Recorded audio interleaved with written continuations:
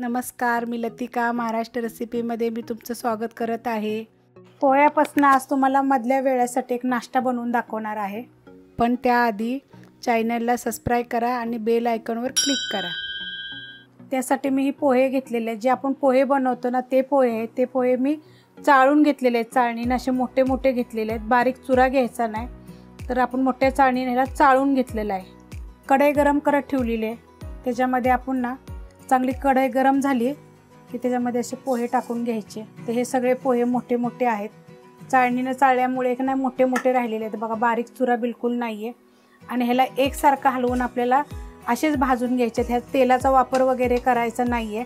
हे असे चांगले भाजले जातात आणि कुरकुरीत असे छान असे लागतात, चवीला एकदम मस्त लागतात। कारण काय आहे माहिती आहे का, आता बाहेरून काय खायला आणण्यापेक्षा घरच्या घरी घरच्या वस्तूंमध्ये मी तुम्हाला एक चांगला असा नाश्ता बनवून दाखवते, तो पण मुलांना आवडेल आणि मधल्या वेळेत खायला पण त्यांना छान असा वाटेल। बघा एकसारखं ह्याला असं भाजून घ्यायचं, म्हणजे कुरकुरीत होतात आणि हे थोडे थोडे फुलतात। फुलल्यानंतर बघा हे असे दिसतात आकसल्यासारखे, पण खायला एवढे एक ते छान लागतात। फक्त एकसारखं तुम्ही हलवत राहा, करपून देऊ नका, कारण हे आपल्याला बिन तेलाचे भाजायचे आहेत। आता हे बघा भाजलेले आहेत, किती कुरकुरीत झाले आहेत बघा, हाताने जरी असे केले ना तर बघा चुरले जातात। तर आपण हे काढून घेऊया आणि अशा पद्धतीने बाकीचे पण सगळे पोहे आपण भाजून घेऊया। बघा हे अशा पद्धतीने मी सगळे पोहे भाजून घेतलेले आहेत। आता हे आपण एका भांड्यामध्ये काढून घेऊया। पोहे बघा मी सगळे भाजून काढून घेतलेले आहेत, तर बघा किती कुरकुरीत असे छान असे झालेले आहेत। असे भाजल्यानंतर ना ह्याचा चिवडा पण होतो चांगला, तर मी ह्याचा चिवड्याची पण रेसिपी बघा टाकलेली आहे। तर आता ह्यात आपण बाकीचं साहित्य टाकून घेऊया। तर ह्याच्या चवीनुसार तुम्ही मिरची पावडर आहे नुसती, थोडंसं मीठ आणि थोडीशी साखर। साखर ही मी मिक्सरला बारीक केलेली आहे, आपण जी चहाला वापरतो तीच साखर आहे, ती मिक्सरला बारीक केलेली आहे। मिरची पावडर कमी टाकायची, कारण की आपण हे हिरवी मिरची टाकलेली आहे, बारीक एकदम कापायची आणि टाकायची, त्याची चव जरा वेगळी येते मिरची पावडर टाकल्यानंतर।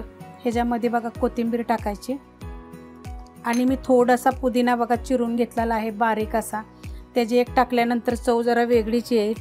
आणि ह्याच्यामध्ये बघा काळं मीठ आणि चाट मसाला आहे, अर्धा चमचा काळं मीठ आहे आणि 2 चिमूट चाट मसाला आहे। शेंगदाणे भाजून त्याची पूर्णपणे साल काढून घेतलेली आहे, 1 चमचा टाकलेली आहे। ह्याच्यामध्ये खारी बुंदी आहे बघा, जर हे तुमच्याकडे असेल तर टाका, नसेल तरी चालेल। ही मीठवाली शेव आहे, ह्याची पण मी रेसिपी टाकलेली आहे। आणि ही पापडी आहे, 1 टमाटर घेतलेला आहे बघा बारीक एकदम आकाराचं, आणि 1 बारीक आकाराचा कांदा एकदम बारीक कापून घेतलेला आहे। अर्धा लिंबाचा आपल्याला रस टाकायचा आहे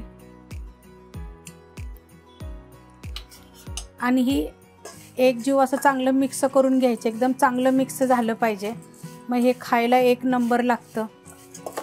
जरी तुमच्याकडे हे जर बाकीचे फरसाणे वगैरे शेव नसेल, पापडी नसेल तरी चालेल, असं जरी तुम्ही करून जर बघितलं ना, फक्त पोहे चांगले भाजा, एकदम वेगळेच अशी काहीतरी रेसिपी आहे, तुम्ही खाऊन बघा, एकदम मस्त लागेल, तुम्हाला आवडेल हे।